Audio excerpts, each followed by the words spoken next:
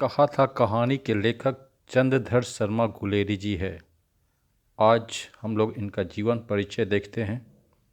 इनका जन्म 7 जुलाई 1883 में हुआ था। निधन 12 सितंबर 1922। इनका जन्म जयपुर राजस्थान में हुआ था। जो वे मूल निवास उनकी जो थी वह गुलेर नामक गांव में, जो कि कांगड़ा हिमाचल प्रदेश में। इनके पिता का नाम पंडित शिवराम और इनकी शिक्षा 1903 में इलाहाबाद विश्वविद्यालय से इन्होंने बीए किया था और इन्होंने संपादन मुख्य रूप से समालोचक और काशी नागरी प्रचारणी पत्रिका का किया था। रचनाएं प्रमुख रूप से इन्होंने 3 कहानियों को लिखा है। सुखमय जीवन 1911 में, बुद्धू का कांटा 1911 में और उसने कहा था 1915 में। निबंध कछुआ धर्म, मारसी मोही कुठाव, पुरानी हिंदी भारतवर्ष, डिंगल, संस्कृत की टिपरारी, देवाना प्रिय। और विशेष रूप से इन्होंने अंग्रेजी में a poem by mass, A Commentary on Vatsyayan Kamsutra, The Literary Criticisms। उसने कहा था कहानी का सारांश। प्रस्तुत कहानी उसने कहा था चंद्रधर शर्मा गुलेरी जी की है, जो कि एक अमर रचना है। यह हिंदी कहानी के विकास में मील का पत्थर मानी जाती है।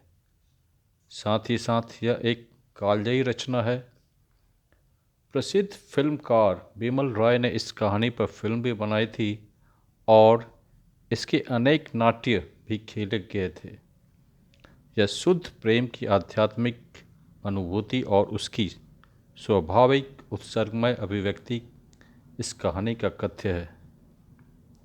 कहानी अमृतसर के भीड़ भरे बाजार में शुरू होती है, जहां 12 वर्ष का लड़का लहना सिंह 8 वर्ष की एक लड़की को तांगे के नीचे आने से बचाता है।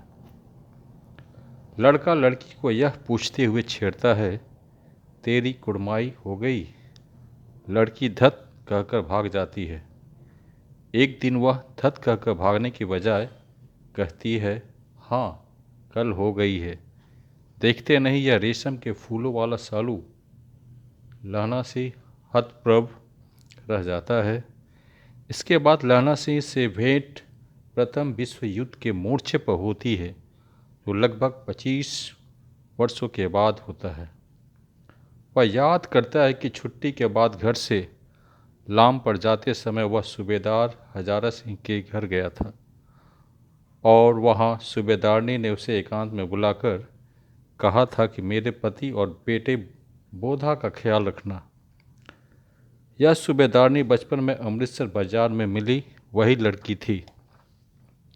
लहना सिंह सूबेदारनी के प्यार की उस किरण को दुनिया से बचाकर अपने हृदय में संजोए रहा और युद्ध में अपने प्राणों की बलि देकर भी हजारा सिंह और बोधा की रक्षा की।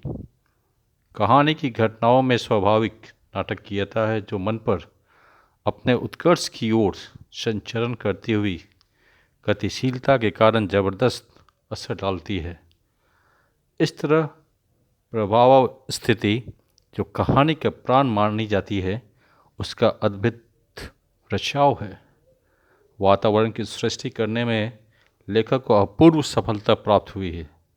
आरंभ से ही इस कहानी में एक कुतूहल पाठक को अपने प्रभाव में बांध लेता है और कहानी को उत्कर्ष बिंदु पर पहुंचाकर ही